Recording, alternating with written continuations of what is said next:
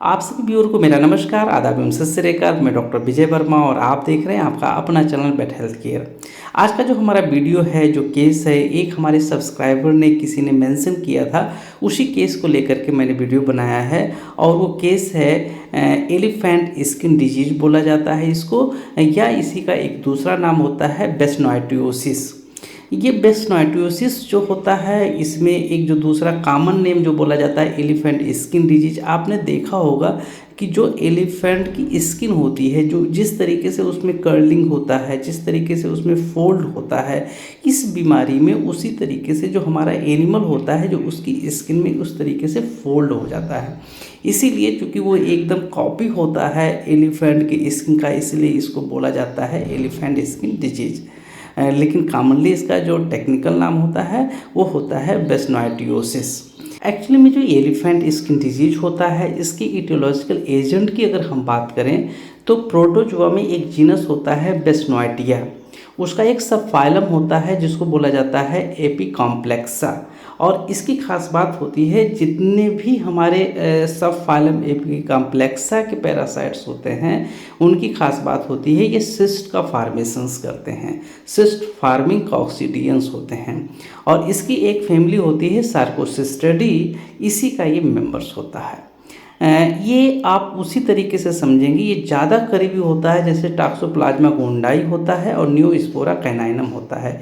ये उन्हीं के समीप, उन्हीं के समझ जाइए कि पटीदार होते हैं, उन्हीं के भाई होते हैं। ये एलिफेंट स्किन डिजीज जो होता है, ये आपको कैटल में देखने को मिलेगा, हार्स में देखने को मिलेगा, गोट में देखने को मिलेगा, डियर में देखने को मिलेगा। इस तरीके से कई तरीके के एनिमल्स में ये डिजीज आपको देखने को मिलेगा। जितने भी एनिमल्स होते हैं उसमें जो टोटल होते हैं 10 स्पीसीज़ का इन्वॉल्वेशन होता है, जिसमें बेस्नोइटिया एकाडोनी आता है, बेस्नोइटिया बेनेटी आता है, बेस्नोइटिया बेस्नोइटी आता है, बेस्नोइटिया कैप्री आता है, बेस्नोइटिया डार्लिंगी आता है, बेस्नोइटिया जेरिसोनी आता है। इसके अलावा बेस्नोइटिया न्यूटोमोफिलिस आता है, बेस्नोइटिया ऑरेक्टोफिलिस आता है, बेस्नोइटिया टारंडी आता है एंड बेस्नोइटिया बेलिस आता है। ये 10 स्पीसीज होते हैं जो अलग अलग स्पीसीज के एनिमल्स में एलिफेंट स्किन डिजीज काज करते हैं। ये जो बेस्नोइटियोसिस होता है या एलिफेंट स्किन डिजीज होता है, जितने भी एनिमल्स में ये बीमारी काज होती है वो उसका इंटरमीडिएट होस्ट होता है। अब ये जो बेस्नोइटिया होता है, इसका दो बेसिकली एसेक्सुअल फेज होते हैं इस पैरासाइट्स के। एक होता है टैकीजॉइड, और टैकीजॉइड्स ही हमारा जो आगे प्रोलिफरेट होकर के ब्रैडीजॉइड्स में चेंज होता है। जब किसी एनिमल्स में ये टैकीजॉइड्स कंडीशंस में होता है तो उस एनिमल्स में एक्यूट डिजीज काज करता है। और ये बेसिकली क्या करते हैं, जो टैकीजॉइड्स होते हैं, जो इंडोथीलियल सिस्टम होता है उसमें इंटर करते हैं, वहाँ पे उनका प्रोलिफरेशंस होता है और यहीं पे फेब्राइल कंडीशंस डेवलप होता है। मतलब इस फेज में जब टैकीजॉइड्स इंडोथीलियल सिस्टम में इंटर करता है तो उस कंडीशंस में जो हमारा इम्यून सिस्टम होता है वो एक्ट करता है, और जिसकी वजह से टेम्परेचर उस एनिमल्स का बढ़ता है, इसलिए इसको बेसिकली फेब्राइल स्टेज भी बोला जाता है।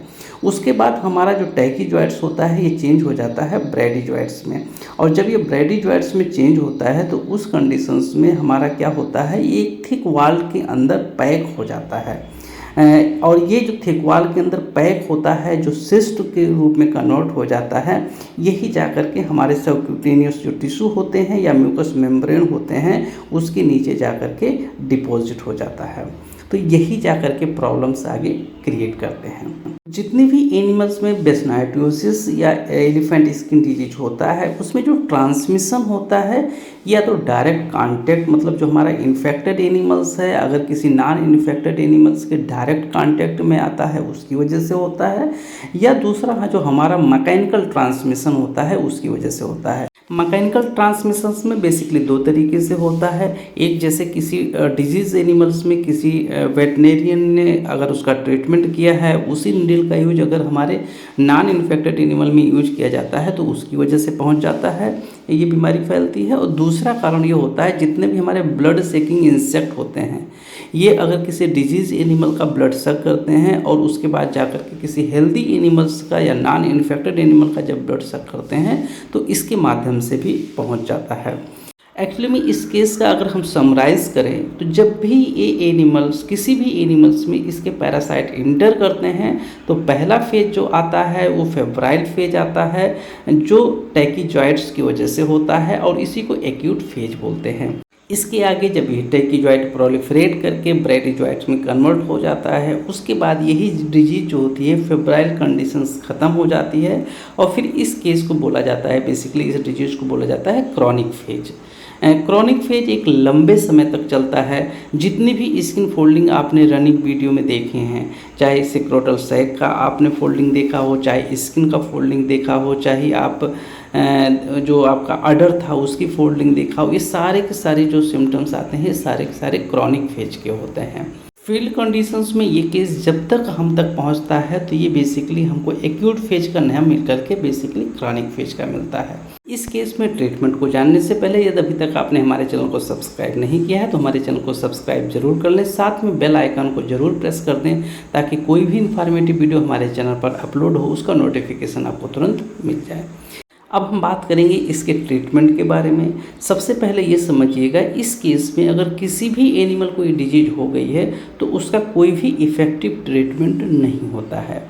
इजराइल एक ऐसा देश है जो अपना एक लाइव वैक्सीन बनाया हुआ है, अपने यहाँ के एनिमल्स को वो वैक्सीनेट करता है और जिसकी वजह से इस डिजीज़ को वो अपने यहाँ के पशुओं को बचा लेता है। इसके अलावा बहुत सारे देश ऐसे होते हैं कि जहाँ पे अगर ये डिजीज पाई जाती है तो उस एनिमल्स को कल कर दिया जाता है, मतलब उसको यूथनाइज कर दिया जाता है। इसके अलावा फील्ड कंडीशंस में अगर ये केस मिलता है तो आपको सिम्टोमेटिक ट्रीटमेंट करना होता है, लेकिन आपको पशुपालक को बता देना होता है कि ये जो भी सिम्टम्स शो कर रहा है ये सबसाइड होगा, लेकिन टेम्प्रोरी सबसाइड होगा, कुछ दिन के बाद वो सिम्टम दोबारा से आ जाएगा, तो इसका परमानेंट एक्चुअली में ट्रीटमेंट नहीं किया जा सकता है। इतनी देर तक हमसे जुड़ने के लिए आप सभी व्यूअर का बहुत बहुत धन्यवाद। जय हिंद, जय भारत।